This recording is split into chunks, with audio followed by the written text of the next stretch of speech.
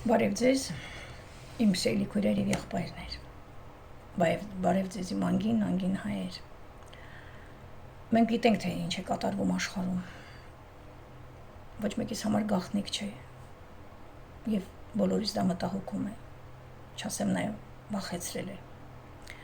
Ես այսօր ուզում եմ խոսել այն մասին, թե հատկապես ինչ է կատարվում Հայաստանում։ Այն, որ կատարում է Հայաստանում, հավատացեք եղեք, ոչ միտեղ չի կատարվում։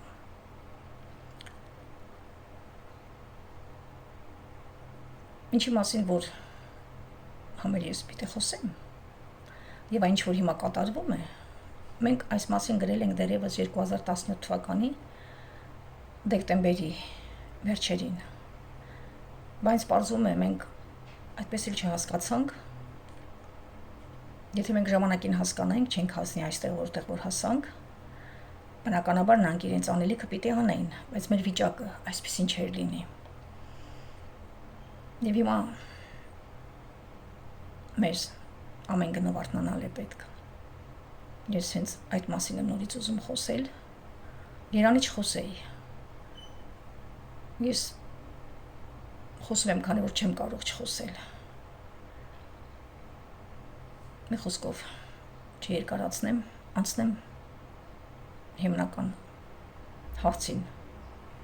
որի շուրջ եւ որի հետ ես ուզում եմ կիսվել եւ որի հանդեպ ամեն մեկը մեզանից պիտի վերցնի իր պարտքի եւ պատասխանատվության հասուն բարձր գիտակցությունը եւ որը չվերցնելու իրավունք չունի։ Եվ այսպես, ինչ եք ասում, ինչ ենք մտածում, պիտի լռենք, հիմա էլ պիտի լռենք, մինչև վերջ լռելու ենք, լռենք, բայց գոնե գիտենք հանուն ինչու ենք լռում։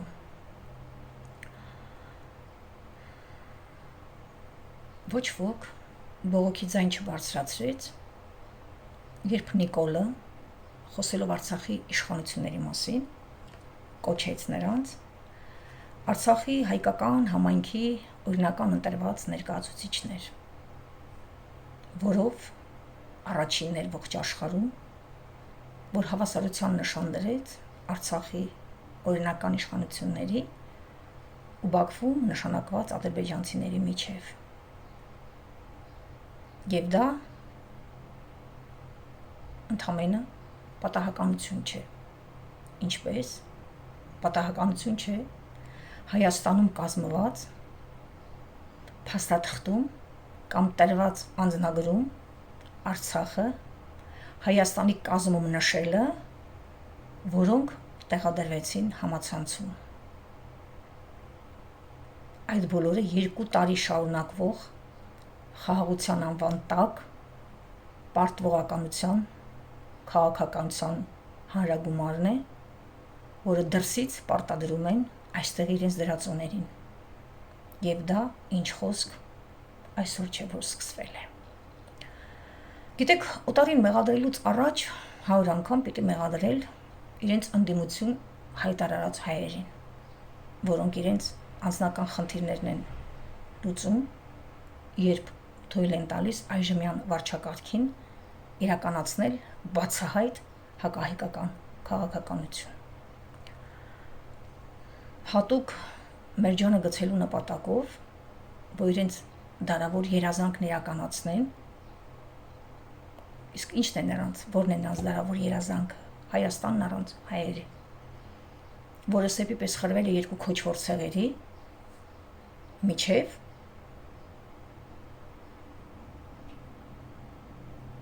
եւ որոնց ցրցամ տվեց ինքնակոչ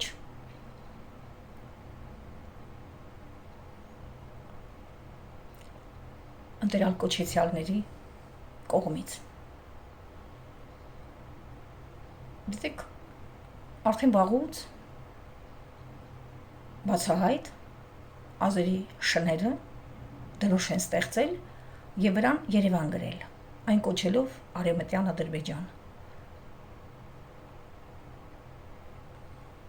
Ուշքի գալ է պետք, խաբված հայ ժողովուրդ, քանի դեռ ուշ չէ։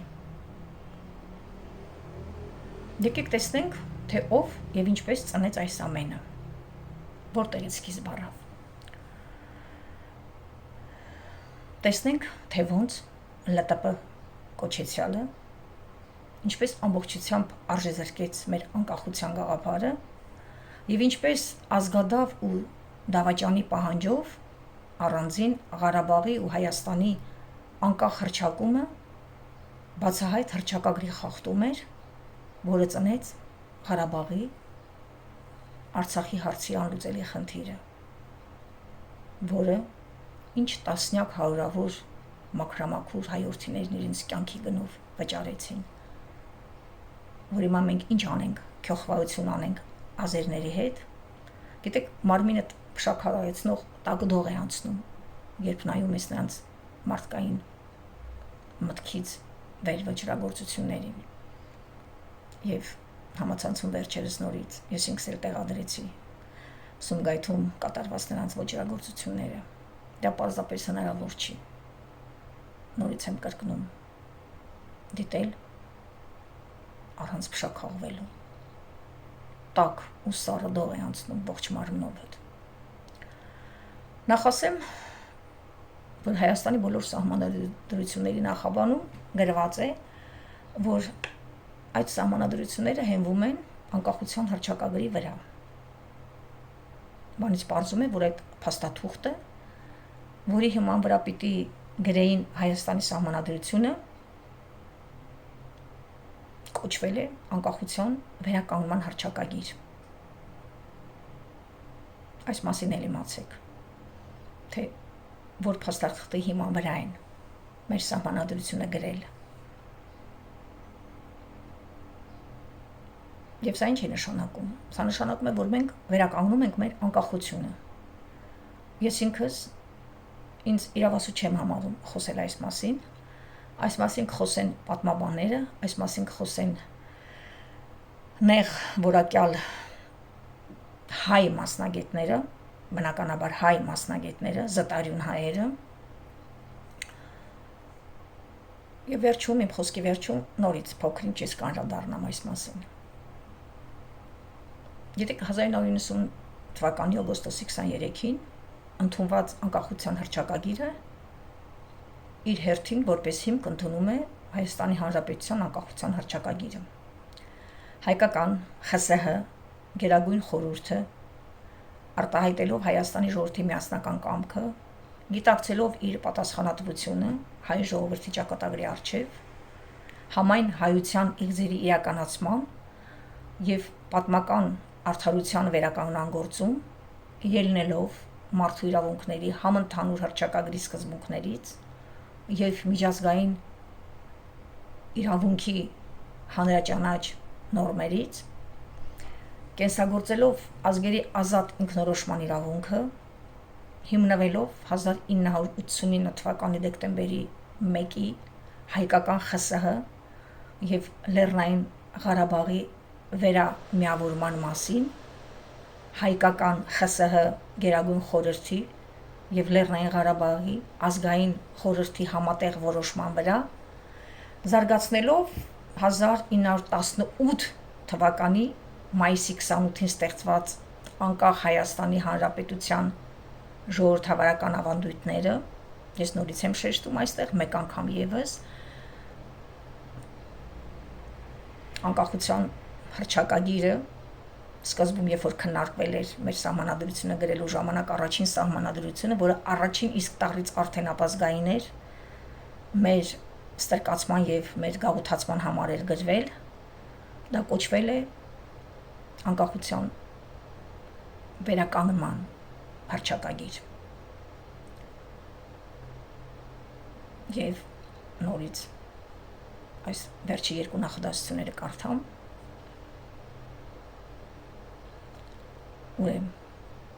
Հայկական ԽՍՀ Գերագույն խորհրդի եւ Լեռնային Ղարաբաղի ազգային խորհրդի համատեղ որոշման վրա, զարգացնելով 1918 թվականի մայիսի 28-ին ստեղծված որպես անկախ հանրապետության ժողովրդավարական ավանդույթներ, խնդիր դնելով ժողովրդավարական իրավական հասարակարգի ստեղծմանը։ Սրանով ակետ Հայաստանի Հանրապետությունը հռչակում է առաջին Հայաստանի Հանրապետության անմիջական ժառանգորդը։ Հետագայում ԼՏՊ կոչվածի կողմից երրորդ հանրապետության հռչակումը եւ խորհրդային բռնակցումը երկրորդ հանրապետության կոչելը ամբողջությամբ ինչի անուն արժեզրկում է մեր անկախության գաղափարը։ Բ. Հռչակագիրը որպես վերջնական իրականացված փաստ է հռչակում, ճանաչում Արցախը որպես Հայաստանի Հանրապետության մաս։ ԼՏՊ-ի պահանջով առանձին Արցախի եւ Հայաստանի անկախ հռչակումը բացահայտ հռչակագրի խախտում է։ Եվ այդ օրվանից հիմքը դրվեց մեր դժբախտությունների եւ ինչ ասեմ, ամեն ծնվեց այդտեղից։ Փաստորեն մենք պետք է շատ լավ հասկանանք եւ ամեն մի գիտակից հայ պարտավոր է ճանաչել միայն անկախության հռչակագիրը եւ դատի տալ բոլոր այն բարձր պաշտոնյաներին, որոնք խախտելով հռչակագիրը զավթել են իշխանությունը եւ երկրում ստեղծել բռնապետություն եւ գաղութային կառավարման համակարգ։ Գիտեք, ուզում եմ խոսել նաեւ ամենտեղ եւ ամենուրեք մեր ամեն չափու սահմանն անցած պարակտման մասին։ Մենք պետք է գիտակցենք, որ մենք այս օրերին, այս ժամանակներում իրավունք չունենք գնալու պարակտման։ Այն ինչը որ մեզ պարակտում է եւ մենք ներքաշվում ենք դրա մեջ, մենք պետք է լավ իմանանք, որ մենք ինքներս ենք արագացնում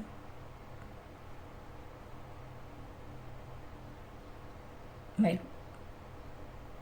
կործանումը եւ մենք օգնում ենք մեզ գլխատողներին։ Գիտեք, ես ուզում եմ հիշեցնել, որ նույն նեկտարից մեղր է պատրաստում, իսկ օձը թույն։ Գիտեք, եւ մեղրի պատրաստած մեղրը եւ օձի պատրաստած թույնը երկուսն էլ շատ անհրաժեշտ օգտակար ու կիրառել են կյանքում։ Եթե մեկը թույնն առանց ճանաչելու կամ էլ կուրության պատճառով այն խմում է ջրի տեղ, թող չմեղադրի ոչ օձին, ոչ էլ նեկտարին։ Մենք շատ վաղուց հայտնվել ենք այն կկվի օրը, անտեղյակ մեր տգիտությանը, այն կկվի նման կարծում ենք, թե հոտը բանից է գալիս, այլ ոչ մեզանից։ Բավական է մեր տգիտության մեղքը բարթենք կրոնի, հատկապես կրոնի, սրա կամ նրա վրա, վերջը պիտի հասկանանք, որ մենք ներսից ենք փչացած եւ մեր փրկությունը ներսից է լինելու, ուրիշ ճարու ճամփա չկա։ Թումանյանն է դեռ իր ժամանակին ասել, որն այսօր ավելի արդիական է ու շատ ավելի խիստ անհրաժեշտ սրա գիտակցումը, քան այն ժամանակ։ Մենք սրա մասին պիտի լրջորեն մտածենք, հոգսանենք, մի կողմ թողնելով հետևանքները, որոնք ծնող պատճառները մեր մեջ են։ Ու հիշենք, երբեք չմոռանալու պայմանով, որ տգիտությունն է ամենահզոր եւ միակ զենքը։ Տգետնինքն է իրեն ոչնչացնում։ Ով տիրապետում է այդ զենքին, նա է հաղթում։ Դար ու դարեր են անցել, բայց այսօր դրանք ավելի արդիական են, քան այն ժամանակ։ Ինչու՞։ Գիտեք, ես ուզում եմ կարդալ Թումանյանի գրված զինվորագրվել են հատվածից։ Ես ուզում եմ, որ մենք իմանանք, դար ու դարեր են անցել, բայց մեր վիճակը, եթե անգամ փոխվել է, մենք վատից վատթարագույն են գնացել։ Սա մեզ պիտի լուրջ մտածելու առիթ տա։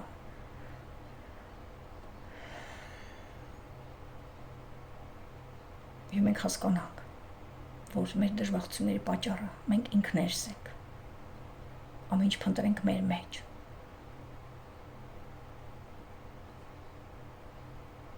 Դա կլինի միայն մեր միակ փրկությունը։ Ես եմ կարդամ, որ տեսնեք ոչինչ չի փոխվել, նորից եմ շեշտում։ Վատից ավելի վատթարագույն ենք հասել։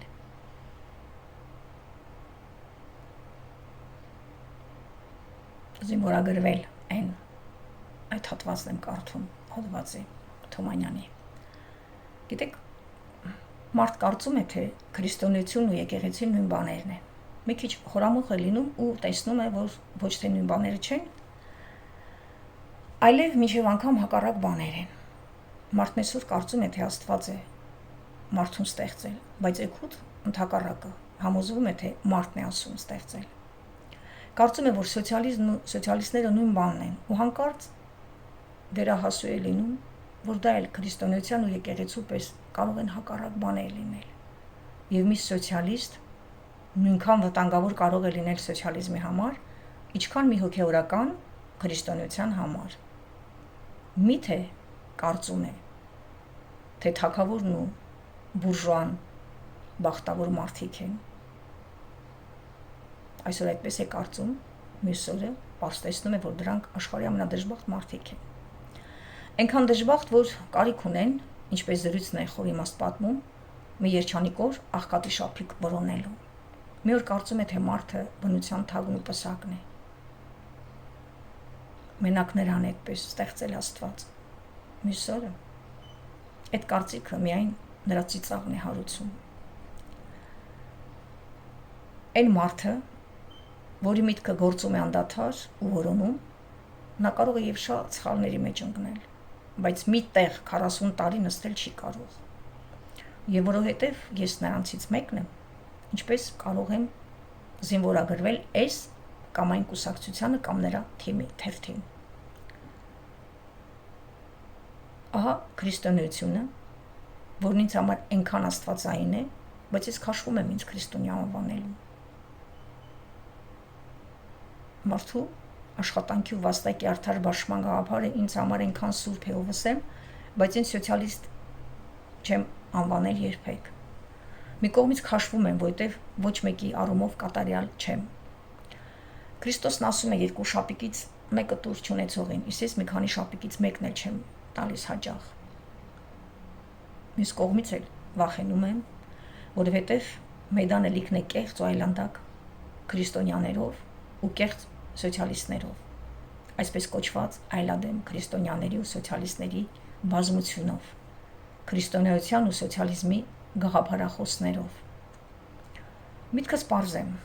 գաղափարները մեծ բաներ են, մեծ գաղափարները մարդկանց մեծացնում, զորացնում ու ազնվացնում են, մի խոսքով մարդը դառնում է գաղափարական, բայց դրա համար մարդու գլուխը պետք է մեծ ու բանական լինի, որ մի գաղափար մտնի նրա մեջ ու մարսվի։ Դժբախտաբար մեծ մասամբ այդպես չի լինում։ Գաղափարը չի մտնում գլխի մեջ, այլ գլուխն է մտնում գաղափարի մեջ։ Սովորաբար փոքր գլուխներն իրենք են մտնում մեծ գաղափարների մեջ,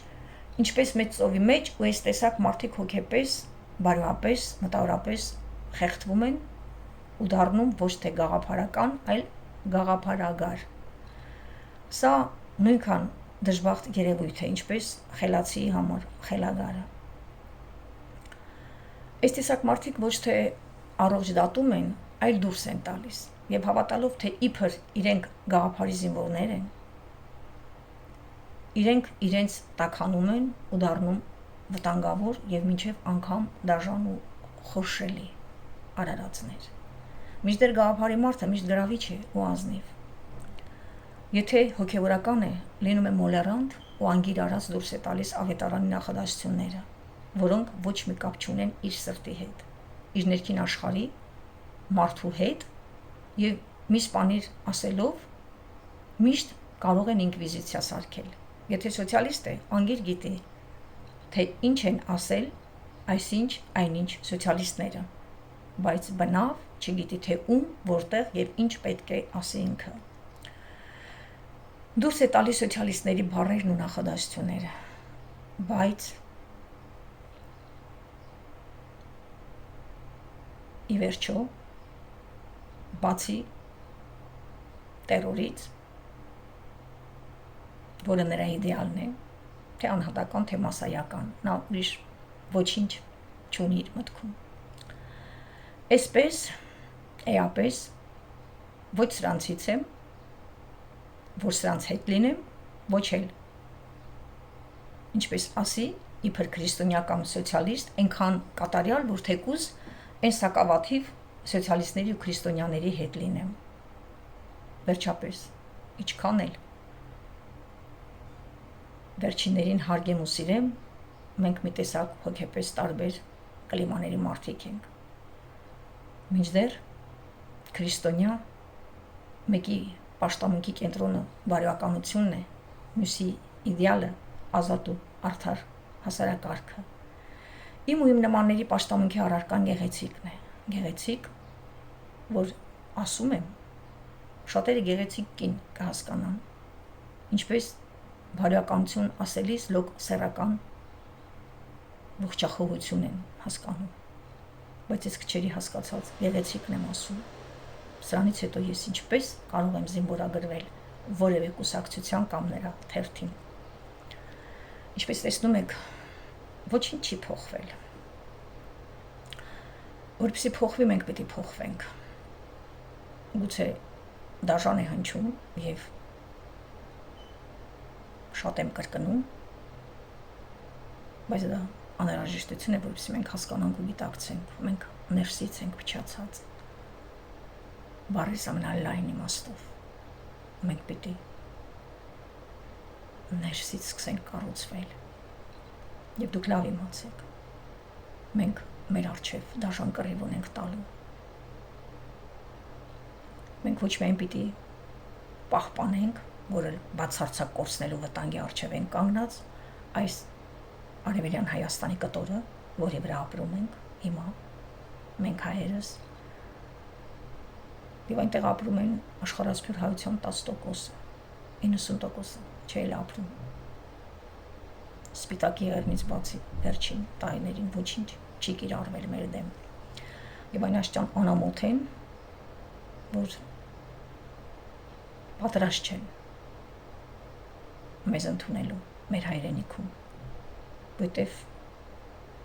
դրա փոխային ընդունում են պակիստանցիներին, հնդիկներին, ինչու՞ չէ, ադրբեջանցիներին, ում ասես բացի մեզանից։ Մենք ոչ միայն պիտի այս Արևելյան Հայաստանի այս կտոր հողը պահենք, մենք մեծ խնդիր ունենք։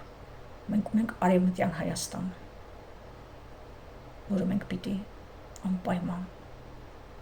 բոլորս միավորվենք, միահամուռ ջանքերով վերականգնենք մեր հայրենիքը։ Հայրենիքը մասնատված, անդամահատված չի լինում մարմնի անդամների նման։